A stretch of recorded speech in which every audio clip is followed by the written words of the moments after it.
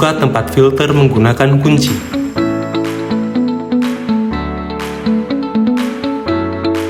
Buka frame filter. Buka seluruh kunci filter. Keluarkan filter yang lama dari tempatnya. Masukkan filter yang baru. Lakukan penggantian filter bernomor seri TC60/30/10/2 di area kiri UPS. Buka tempat filter tersebut menggunakan kunci. Buka frame filter.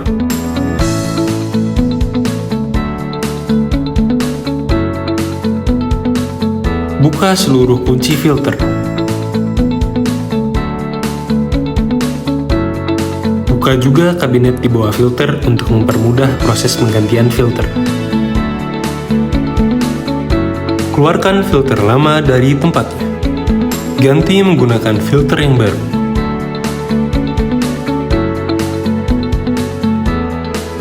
Lakukan penguncian kembali pada filter.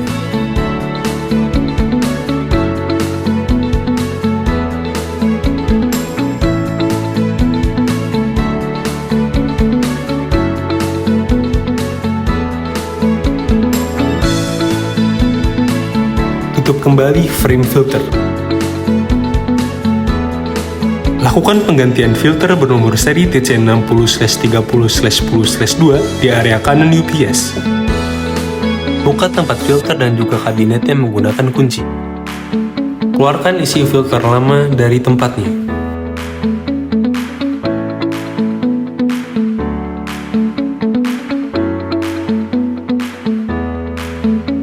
Ganti menggunakan filter yang baru. Lakukan penguncian kembali pada filter.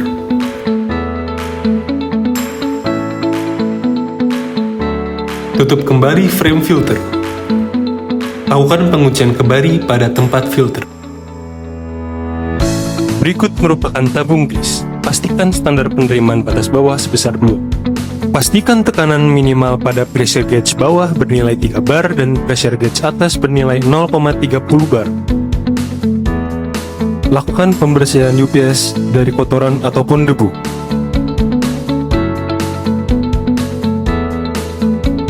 Pengoperasian UPS flywheel.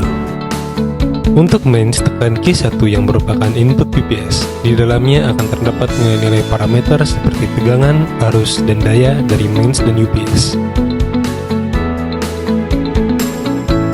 Selanjutnya tekan Q6 yang merupakan output UPS.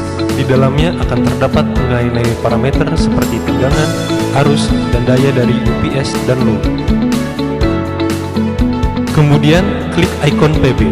Di dalamnya akan terdapat nilai-nilai dari parameter power bridge berupa frekuensi, absolute capacity, capacity relatif, speed, voltage, serta remaining time.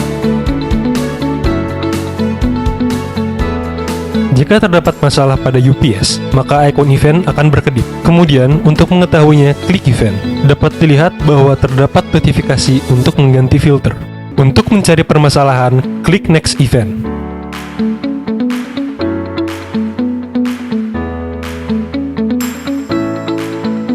Setelah filter diganti, lakukan reset untuk menghilangkan notifikasi. Pada bagian event juga akan terdapat notifikasi lain jika UPS mengalami masalah. Seperti contoh, ada notifikasi pergantian sensor. Notif ini tidak dapat di-reset sebelum sensor sudah diganti. Ikon UB0 berfungsi untuk mematikan UPS. Ikon UB1 berfungsi untuk menyalakan UPS. Tombol bypass 0 berfungsi untuk mematikan bypass, dan tombol bypass 1 berfungsi untuk menyalakan bypass. Proses telah selesai.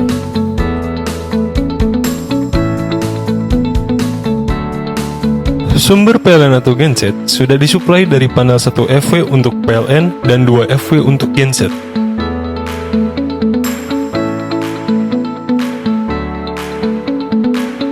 Tekan tombol on pada sel 1 jika suplai yang digunakan adalah PLN, dan tekan tombol on pada sel 2 jika suplai yang digunakan adalah dari genset. ACTS ASCO sel 3 dan sel 4 memprioritaskan sumber PLN jika terdapat dua sumber yang sedang energize. Tekan tombol on CB external bypass pada sel 6, maka power outgoing sel 8 sudah supply power ke panel LVDP UPS gedung 29 di lantai 1.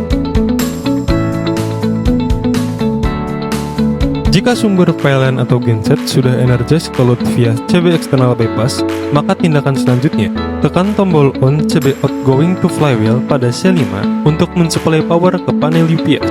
Tekan tombol on CB incoming from flywheel pada sel 7 untuk menerima power dari panel UPS. Selanjutnya, turun ke panel UPS di lantai 1. Pada HMI UPS, tekan mode internal bypass selama beberapa saat, hingga CB external bypass on.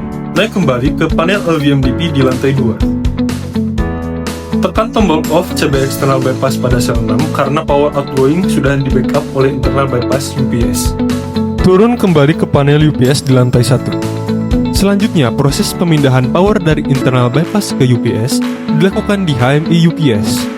Perlu diingat, apabila sumber PLN atau genset sudah energized tapi CB external bypass berada pada posisi off, maka untuk mengaktifkan panel UPS hanya perlu untuk menekan tombol on pada sel 5 dan menekan tombol on pada sel 7 sebelum selanjutnya proses dilakukan di HMI UPS.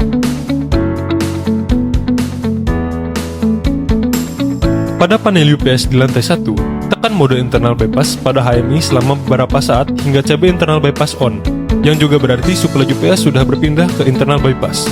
Selanjutnya naik ke panel LVMDP di lantai 2. Pastikan lampu indikator UPS status bypass berwarna kuning pada kubikel bypass eksternal di sel 6 menyala. Selanjutnya, tekan tombol on CB external bypass sehingga beban akan melewati CB external bypass dan CB internal bypass secara bersamaan. Tekan tombol off CB outgoing to flywheel pada sel 5 yang menyebabkan CB internal bypass UPS off. Tekan tombol off CB incoming from flywheel pada sel 7. Selanjutnya, turun kembali ke panel UPS di lantai 1. UPS sudah aman untuk dilakukan perbaikan perawatan atau maintenance.